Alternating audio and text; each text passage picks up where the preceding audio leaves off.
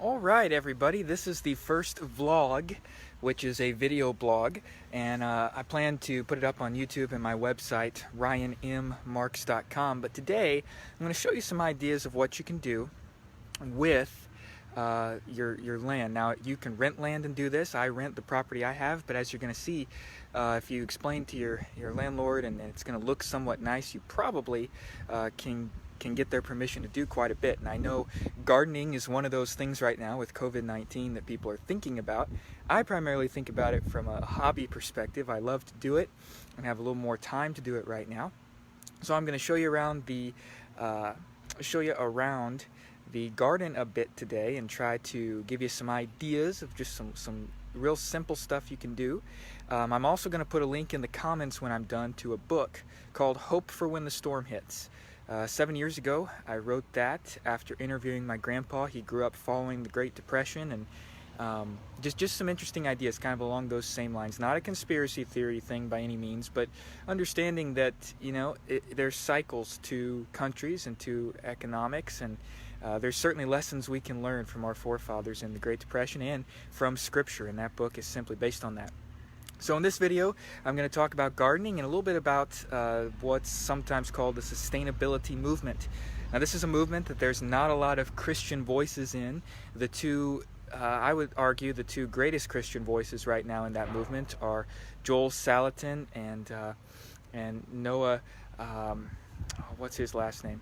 But another man named Noah that has written a book called Redeeming the Dirt, and talks about born-again dirt and living as a Christian, redeeming the soil. It's the first job, actually, that God gave to Adam.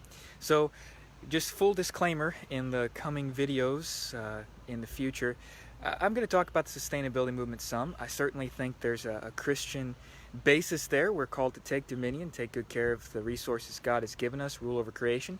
But I'm not going to buy into the extreme environmentalist movement or the worship of the earth movement. There's certainly things I can learn from those who have different perspectives on these types of things I'm going to talk about. But I have a unique and very Christian basis for looking at it, because I believe that is where all the evidence points. Jesus Christ truly did go to the cross, die for our sins, and rise again, and that based upon his death, that's the basis we view everything through. The basis of all worldview is the redemption of God and his message. So I'm going to try to show you around the garden here some, and I'm going to try to flip the camera back and forth. We'll see if this will work. Here is, if it works here. Hey, it worked. Okay, so here is a strawberry bed. I planted these strawberries about 3 years ago from a little clump, probably about this big. Like this little corner, that was about how big. I bought them from Home Depot, and as you can see, those strawberries have spread out just over the last 3 years naturally. Something I was growing inside but has done much better outside here is spinach. This side of the house gets a lot of sun in the early part of the day, but then it gets shade during the heat of the day, so it's protected them from the heat, and it's been working pretty well. And I've been trying some different principles out here. Here is some carrots, and over here is some kale and some collard greens. As you can see, that's a shadier area, and this stuff, it needs a little bit more shade. I've not had success growing lettuce, but I've had success with the collard greens, and success with the kale and the spinach, as well as carrots, which are kind of sprinkled all over the place. This is one of my methods of using what's called more of just a sowing the seed and letting it grow up approach. And so I wait until the weeds get bigger, and then I come and I pull them out when they're easier to pull. But other than that, I let them grow, because there is this principle with weeds that the sustainability movement talks about. And I look at it from the perspective of the Garden of Eden. Back in the original creation, I believe that weeds had a purpose. And even today in our fallen world, weeds do have a purpose. They do a lot to enrich the soil. A lot of people use them for what's called chop and drop. They let them get big enough, then they chop them down and, you know, just leave them here to break down and become more compost for the soil. So that's a method I'm using here, and it's worked fairly well because it is shaded and the weeds don't take over as fast. Now long term, my plan is probably to get those strawberries to fill in this whole back portion. Now over here, what you see is something I'm still working on today. This is the red onion patch, and there's some wildflowers that have grown. I'm going to cover this in mulch. There are some grass and some weeds, but there's a strategy I'm going to put in place here that I'll show you in some other places. I'm doing a lot of this today because forecast says rest of the week is going to be a lot of rain. So that is an onion patch. Again, you don't need a lot of space, and you can grow a lot of onions. Just in case you don't know, this is the onion plant right here, what this stuff looks like. And then right here, you see a potato patch. Now, this is probably a little shadier than it should be for the potatoes, and I'm going to be working on these today, mounding up a great amount of mulch up around the plants, because one thing you have to do with potatoes as they're growing is bring the soil up, because then all these little nodes become more tubers that grow.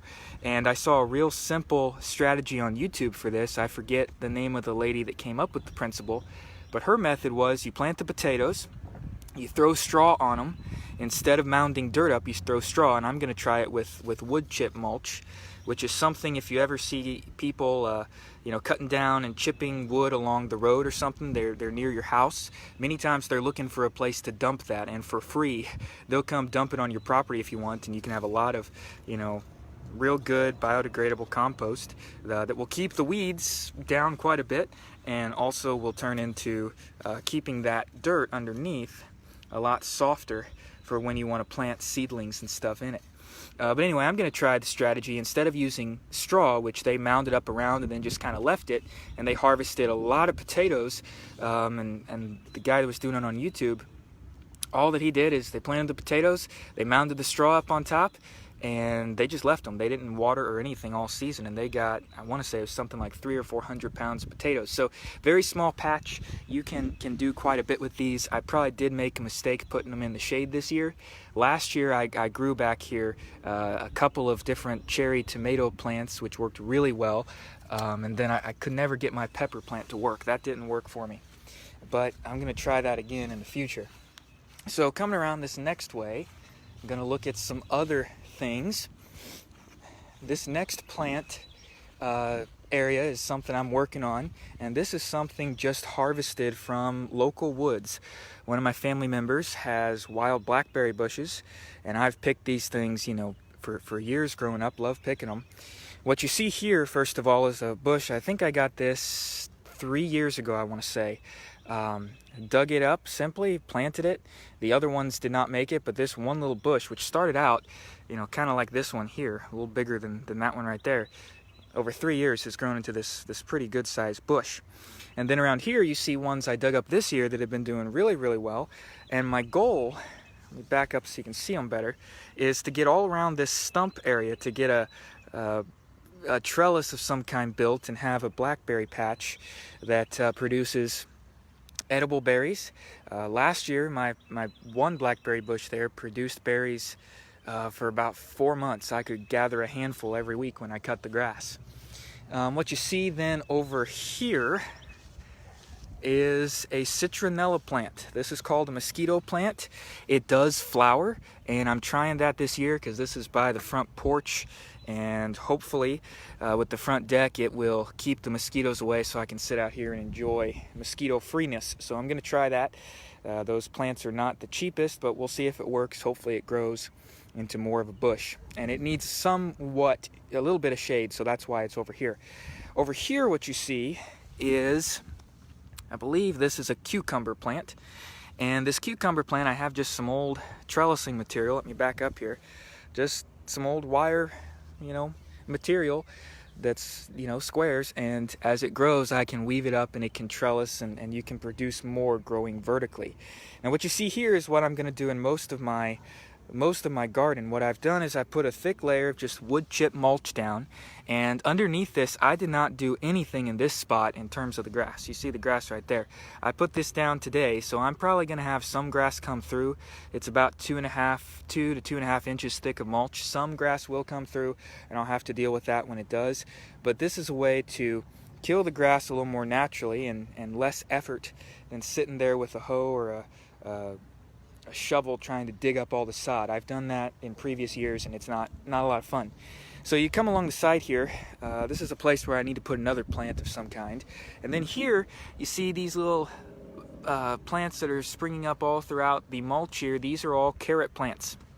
And then right next to them you have beets, beet plants here, and I don't particularly like beets, but I'm going to try some different recipes with them later this year. And the main reason I have them is they grow greens, and when these greens get bigger you can throw those in a salad. And then I got radishes, and I have some turnips here, I believe, too, but I've had trouble telling what they are yet till they get a little bigger. The turnips, again, turnips, radish, greens, you can eat all that stuff, throw it in salad. One of my simple goals this year, after I finish up the salad I have in the fridge right now, is hopefully I can cut enough off of all these different plants I have to not only grow the tubers underneath that you can eat, but to have fresh salad of various things. You can do that with various stuff in the yard as well. And then here you got another carrot plant and another patch of stuff up there. And then right here you got a watermelon plant. And so that watermelon plant, you see kind of a little trellis here. I may get a bigger one, but to let that come up and get a lot more off of just one plant. And then beginning of this year, I had a whole clump of these daylilies that spread like weeds. It's very hard to kill them, and I just covered around another stump area here that's also right by the garden to attract the bees and stuff to help pollinate these other plants that are going to grow all around the house. And then here you see some more collard greens, and over here it's very small. I have a very big trellis for this, and this is another cucumber plant right down there. Now these cucumber plants will take over your garden, so I have a lot of space allotted for this one. I have a very big trellis there to let this thing grow on. And then over here you see more daylilies. I took out the machete today and chopped them down to create some compost for another area I'll show you in a few minutes. And I'm just trying to kill all the daylilies and let the other stuff come up here because this is a small patch. And I bought this rose bush from Aldi, from a little tiny sprig about that big, and it's grown this far just in the last roughly 2 months since I planted it. So the rose bush is going to look real nice here on the corner, and trying to kill off these daylilies. That's very hard to kill them off. Oh, there goes a lizard. But I can use them as chop and drop. Take the machete, which is kind of fun, chop them down, spread out the leaves, and if I'm not mistaken, I believe the daylily flowers can also be thrown in a salad. You'll have to double check that, but that's something I was hearing about too. Not the greenery, but when they grow their flowers. And it makes a really good chop and drop material, and again, they're very hard to kill. Over here I got something that I think is not going to make it this year. I dug this up out of the woods at a relative's property. It's a maple tree, but as you can see, the leaves have not come out a ton. I mean, they are still green, so I'm hoping it's going to make it, but I'm afraid that this maple tree may not do real well. But it would be a really good spot, because what trees do scientifically is they act like suction cups. Their roots go down. Usually as much tree as you see above is also beneath the ground, and it sucks all the water up and brings it up to help the other plant life. It also provides much needed shade, and trees are a very important part of the landscape, and I only have one full grown tree right now. Right here I got another tree. I think this is a dogwood. Time will tell, but again, just another one I dug up out of the woods on a relative's property. It's going to be a nice tree here when it develops. And then over here I've already planted a cedar tree, and it died. It did not work this year, but I went and got myself an evergreen because I'd like to have one tree that's green all year, and I can see this from the front porch.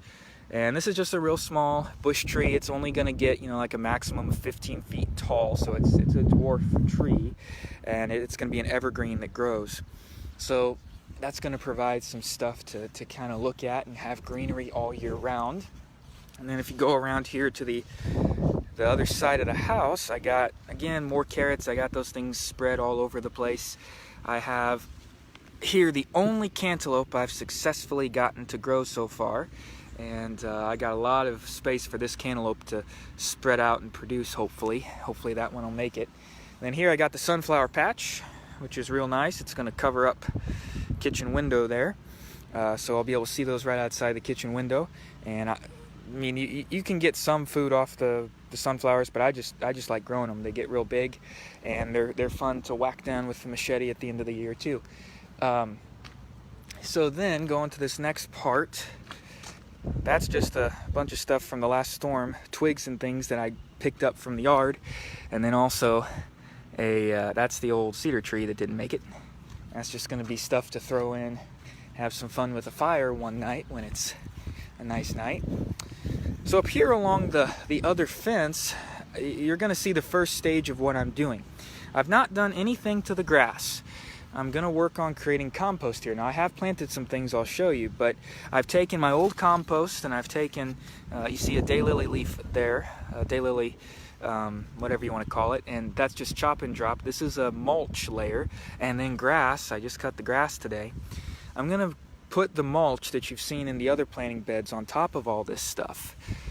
But I put this layer approximately an inch or two thick all along here so that it kills the grass. It saves me from having to pull it all, but it also provides a good mulch so that next year, and maybe even later this year, I do have more seeds of things I may plant. But the way I'm doing this garden is not really conducive to planting the seeds in the ground, seeing them grow. It's more planting stuff you grow out of pots than when they get bigger. And this will be another whole section that I can use and put a lot of plants along. So right here, you see peppermint. Now, I like peppermint tea, and it's also an aromatic plant. Now, these things do spread a lot from what I heard. They can be invasive, so my plan is I'm going to let this grow into a bush, but I'm also going to be heavily using it to make teas, hopefully, if it makes it. This is just an annual, a dahlia, I believe it's called, and that's just a nice little flower that's going to look nice, and I think it's going to make it. There's a couple of dead ones there, but it'll attract the bees. Here is some sage that can be used, I believe, in a type of tea, and also it's a plant that has a lot of different uses, I believe, for cold and flu type stuff from what I've read. Not so sure what I'm going to do with that, but I'm going to try to grow that herb, see how it looks. This one then is lavender. Now this is real small. You can do a lot with the lavender, and again, they're aromatic, and you can do things with this plant, various uses, but it's going to grow into a bush, hopefully, and really spread out and have a lot of flowers on it too, purple flowers. And then over here, you see some daisies. You know, it's kind of doing poorly, but again, I think this one's going to make it, and that'll spread year after year, become a nice little daisy patch. Got some more kale over here. Just planted all this today since the weather got better. And then here you see spearmint. So that's another mint that you can use. And it's spread out enough. And then this is, I forget the exact name. But this is an annual. We're going to see how it looks. Kind of like a hosta, my understanding. Caladium, I believe, is its name. And we're going to see how this plant does, just for some color up along here. Then this whole area is just more mulch. I'm going to put the wood mulch like you see everywhere else in the other gardens on top of that later today, hopefully. Another watermelon that can hopefully really spread out here along this part of the fence. And I may put some more stuff there. Then here you see what's still in the working process too. I've emptied a lot of my compost bin up there at that along the fence we were just looking at. So this thing was pretty full, just made out of a section of old fencing from a side job I did a couple years ago, and been using that for a few years. What you see here is still in the works. I don't think I'm going to put down wood chips in this planting bed. I want to try putting down grass. Grass clippings are, again, something you can gain from just cutting the grass. A natural mulch that's also, it's going to keep the weeds down if you get it thick enough, and it's also going to produce a nice rich mulch and keep the moisture in underneath. So I'm going to try that, I think, in this planting bed. What you see here on each corner, there are little tomato plants. So 4 tomato plants produce a lot. I mean, just 2 tomato plants can be a lot for me to keep up with alone. And so you also see then here 2 different varieties of pepper. Here, there in the middle of this planting bed. And that one looks a little more poorly, but I think it's going to be fine. This one is doing real well. They need a lot of sun. That's why they're on this side in this planting bed. And I've just made this planting bed this year, so I'm still working on getting the dirt, you know, more more sustainable. There are some grass clippings and things on top right now, and leaves that have been keeping the soil there underneath a lot better than the hard, dry soil that I have to dig through in some other places. And then on the other end here, you got more tomato plants. So let me zoom back and you can kind of see this is just a small, simple, boxed in bed. I may not leave the ties there, but that has 6 plants in it, 4 tomatoes and 2 peppers. And then coming back this way,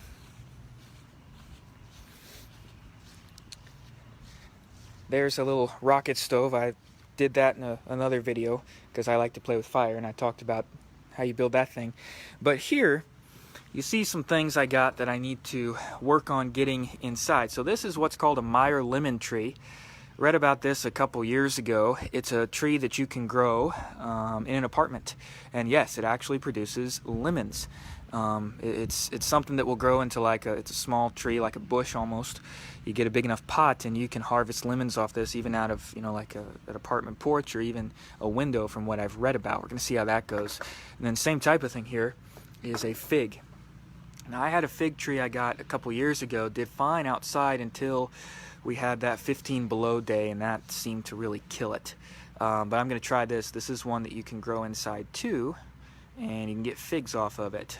That you use like in Fig Newtons and stuff. So those are the plans today that working on before all this rain comes. And then of course there's a lot of other things I want to grow. Just miscellaneous flowers that attract the bees and look nice. They're annuals. More varieties of spinach and stuff, and kale. I'm gonna try actually growing it from seeds rather than buying the plants. This is another chamomile, another type of plant I want to grow, because you can make tea out of chamomile tea.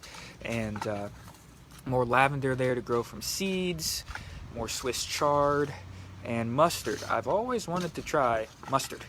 Jesus talks about that in one of his parables, that the mustard tree, one of the smallest seeds, and grows into a big old plant. So I want to try this, plus I like mustard, so I have to figure out how to process that. And then of course more radish seeds, and beets, and things I've been using. These are carrot seeds and stuff I've been growing this year. So with a very small investment and a little bit of work, you can have some fun outside. Again, you may be able to do a lot of this even if you rent land, if you talk to your landlord, and if you make it look nice. And let me go back to the front. If you make it look nice, now this is a stage of what it's looking like for a couple of months as stuff's growing, how I've done it. But if you make it look more like the front, you probably can sell your landlord on the idea. Because it doesn't really look that bad to get it to grow. So again, you maybe get some wood chips or something and make it look somewhat nice. So those are just some ideas. Hope the video has been interesting for you, giving you some ideas of what you can do with just a simple yard and not a lot of land, but ways you can grow quite a bit in a very small amount of space. So hope you guys enjoyed that video. Hopefully we'll be making more in the future.